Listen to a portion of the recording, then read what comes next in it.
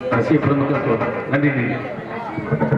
அவ்வளவு கை அம்மா மேல பாசம் வச்சிருந்தேன்.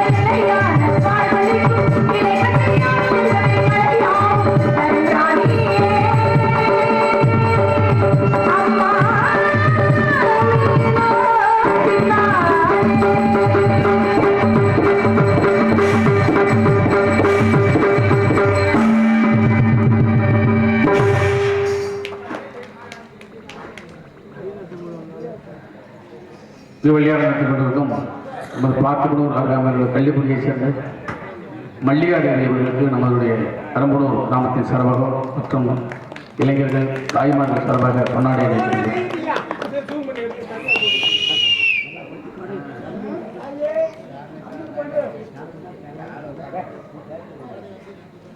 பொன்னாடி பூத்தி பெருமைப்படுத்தி விழா கமிட்டியாருக்கும் கிராமத்தாருக்கும் என் சார்பில் எங்கள் இசைக்குழு சார்பில் நெஞ்சார்ந்த நன்றியை தெரிவித்துக் கொள்கிறேன். எனக்கு பழைய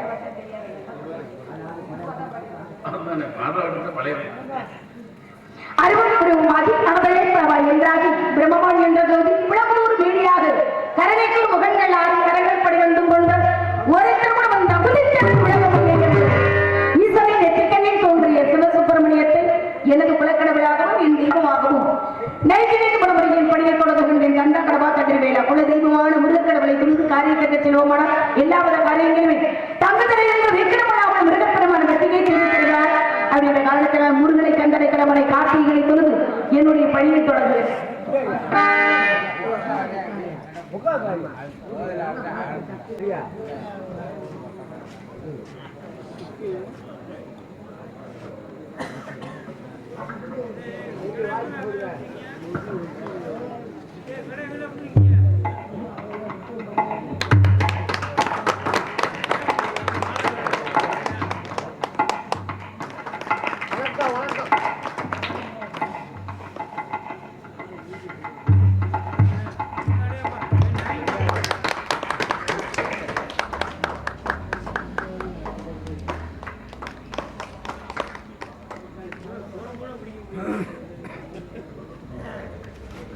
ஆமா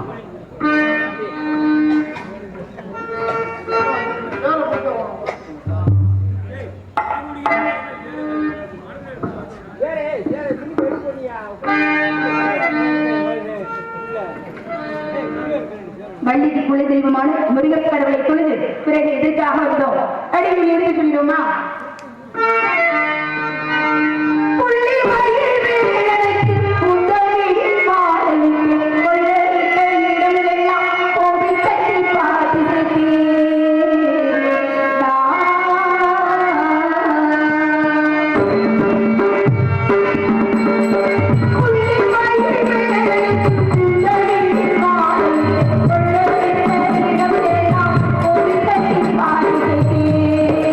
நான்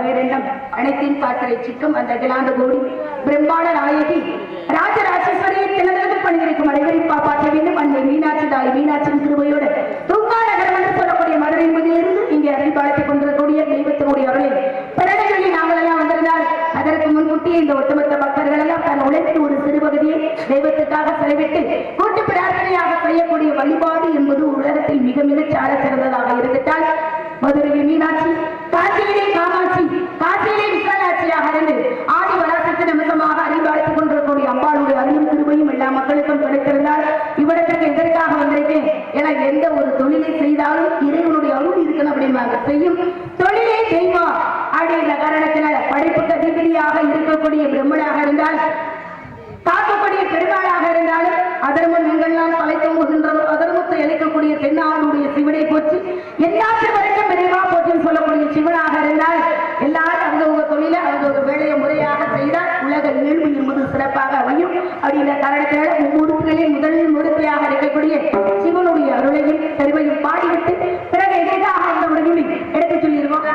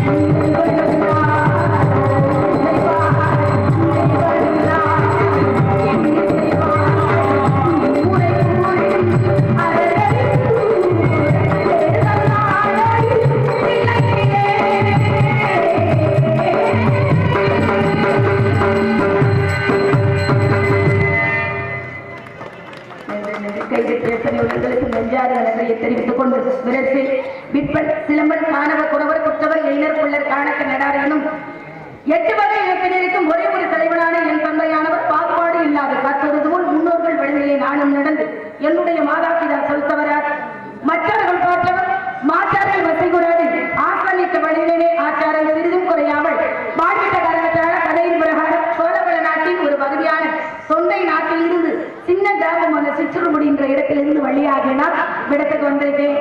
எதுக்காக வந்தேன் அப்படின்னா,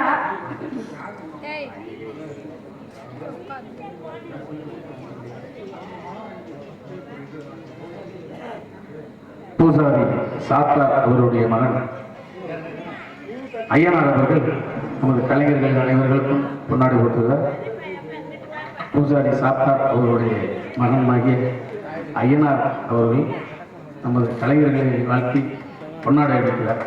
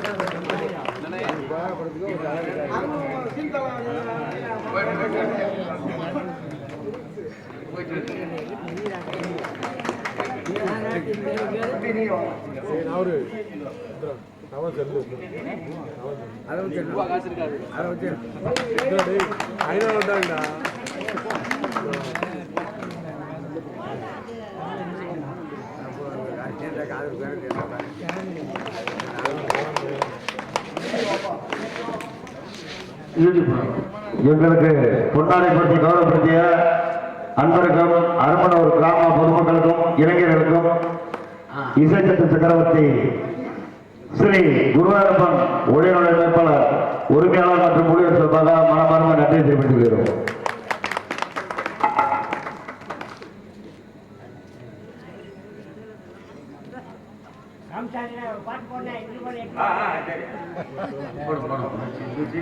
முடியல நீங்க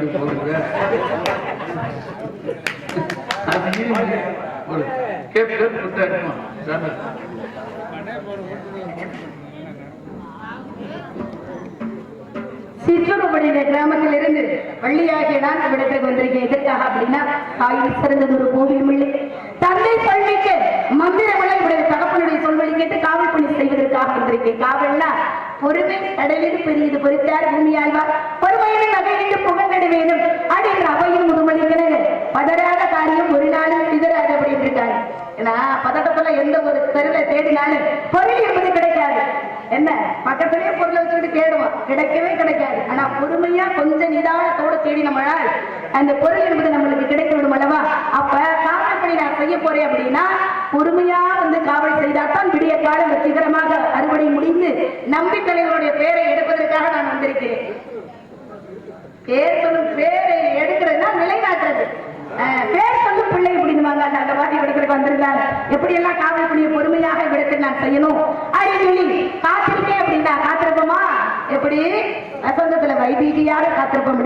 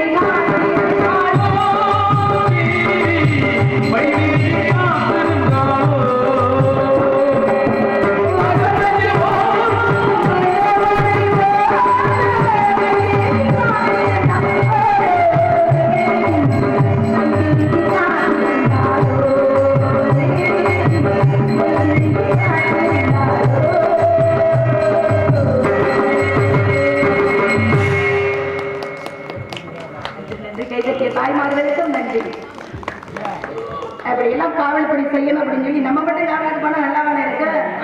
அப்பதான் எங்க அப்பாட்ட கேட்டேன், தந்தையே யார் யாரும் வந்து காவலுக்கு வர்றாங்க அப்படின்னா தோழிகளோட போய் நந்தவனத்துல சிறப்பான காவலை புரியணும் அப்படின்னு சொல்லிட்டாரு. தோழிகளோட போய் நந்தவனத்தை காவல் செய்யணும்னா சந்தோஷமான ஒரு விஷயம். ஏன்னா நம்ம அப்பா அம்மாட்ட சொல்லாத ஒரு விஷயத்தை கூட உச்ச தோழிகளிடம் நண்பர்கள்ட்ட வந்து பகிர்ந்துருப்போம். மனசுல உள்ள வார்த்தை எல்லாம் வந்து சொல்லுவான். மனசுல எவ்வளவு இன்பமான நிகழ்ச்சி எல்லாத்தையும் அதுகிட்ட தானே சொல்லுவான். சேர்ந்து நந்தவனத்துக்கு போய் காவல் காக்கணும் அப்படின்னு வந்திருக்கேன்னா மனசுல ஆசை இல்லாதவன் மனிதனே கிடையாது அப்படின்னு இருக்காங்க. ஆசை இருந்தாத்தான் வாழ்க்கையினுடைய அர்த்தத்தை புரிந்து கொண்டு அனுபவித்து வாழ முடியும். ஆனா ஒரு மனிதனுக்கு துன்பம் வருகிறதுன்னா எங்க வருது தெரியுமா? பேராசை. ஆசைப்படலாம், பேராசைப்படலாம். அப்பா பேராசை பெரும் நஷ்டம் அப்படின்றதுக்காக போதும் என்ற மனமே கொள் செய்யும் மருந்து அப்படின்றதுக்கு பிரச்சனை என்பது வராது. மனம் ஒரு குரங்கு, மனிதனுடைய மனம் ஒரு குரங்காக இருக்கக்கூடாது அப்படின்றதுனாலதான் என்னுடைய தங்களை மாறாது பெண்ணிலையாக இருந்து காவல் பணியை செய்யணும் அப்படின்னு சொல்லி நான் நிறைய சாப்பிட்டேன். அப்படி எல்லாம் ஆசை எப்படிப்பட்ட ஆசை அது எடுத்துக்கிறோம். அடே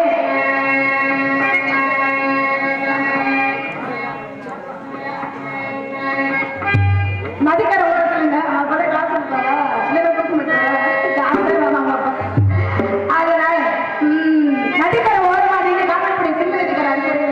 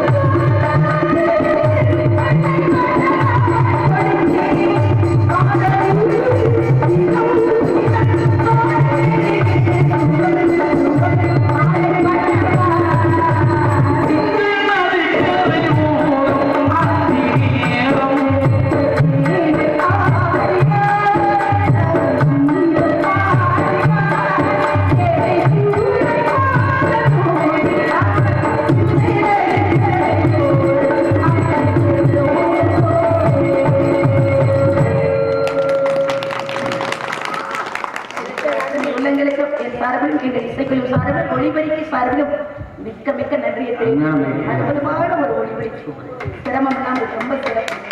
ஒளிபெருக்கிக்கு மீண்டும் மீண்டும் கைவிட்டினாலும் அது மிகையாக ரொம்ப சிறப்பா இருக்கிறது. நம்மெல்லாம் வந்து எவ்வளவு வாய்ச்சாலும் பாடினாலும் பேசினாலும் ஒளிபெருக்கி இல்லைன்னா என்ன பண்ண முடியும்? அன்னைக்கு போனோமே இருந்தாலும் அது சிறப்பா அவரை 10 நிமிஷத்துக்குள்ள வந்து சரி பண்ணாங்க பார்த்தீங்களா? அதுதான் தொழில் விஷயம், நுணுக்கம் மிக மிக அற்புதமாக இருந்தது.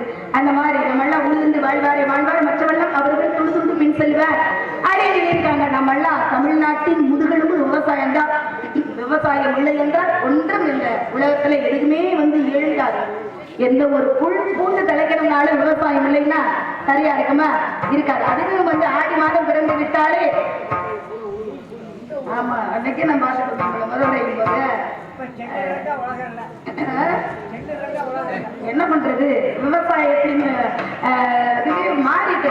ஆடி மாதம் பிறந்து விட்டாலே ஒவ்வொரு தமிழன் வந்து விதையிட சிறந்த நாள் ஆடி மாதம் 18ஆம் பெருக்கன்னைக்கு தான் விதையிடுவாங்க. இன்னைக்கெல்லாம் அப்படி கிடையாது, எல்லாமே மாறி இருக்கு. விவசாயம் அப்ப 18ஆம் பெருக்கன்னைக்கு மழை பெய்யுதுன்னா அப்ப ஏதோ ஒரு கணக்கு இல்லாமல் வந்து நடக்குமா? அந்த மாதிரி எப்படி எல்லாம் முறையாக அன்றை உள்ள காலங்கள்ல விவசாயம் நடந்துச்சு அப்படின்னு சொல்லி எடுத்து எனக்கு உங்களுக்கு பிடிச்ச ஒரு தொழில்னால வெட்டி வாசிக்கிறீங்க, இது உங்களுக்கு பிடிச்சது இருந்தாலும் அதுக்கு அடுத்து ஏதாவது ஒரு உங்களுக்கு விருப்பமான ஒரு வேலைன்னா எதை சொல்லுவீங்க?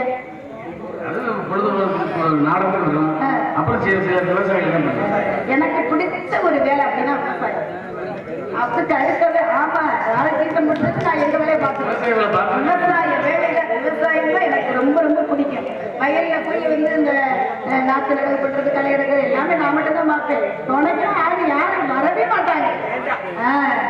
ஆமா நம்ம வேலையை நம்ம தானே பார்க்கணும். அந்த மாதிரி இந்த விவசாயம் என்பது முறையா எப்படி நடந்தது அதுவே தனிக்கும். அந்த களை எடுக்கிறது இப்ப தாய்மார்களோட சேர்ந்து போய் வந்து நாட்டை நடுறது அது எப்படி ஒரு விஷயம். இன்னைக்குதான் எல்லாமே மாறிக்கொண்டு வருகிறது. ஆனா முறையா விவசாயம் எப்படி நடந்ததுன்னு எடுத்து சொல்லுவோமே நாங்கள்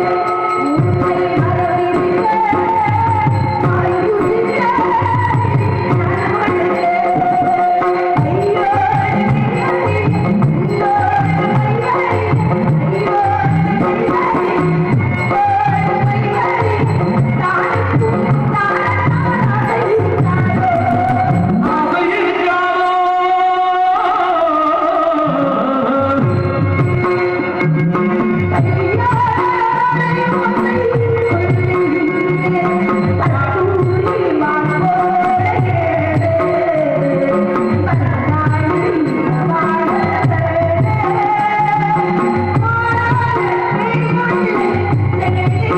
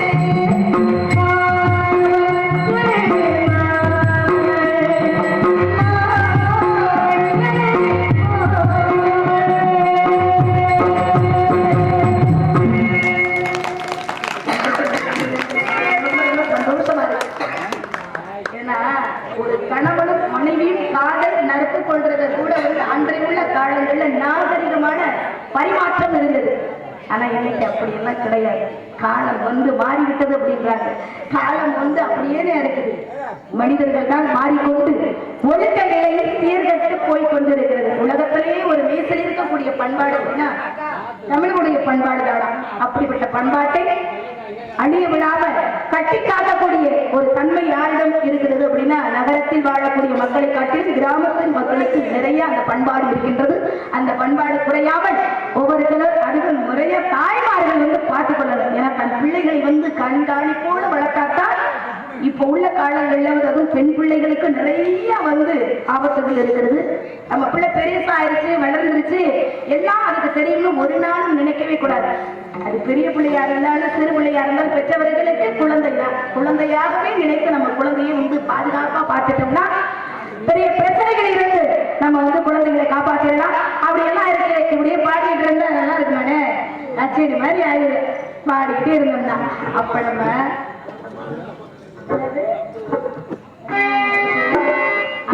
ஊர்ல கூட வாசிக்கல பயங்கரமா வாசிக்கிறாரு.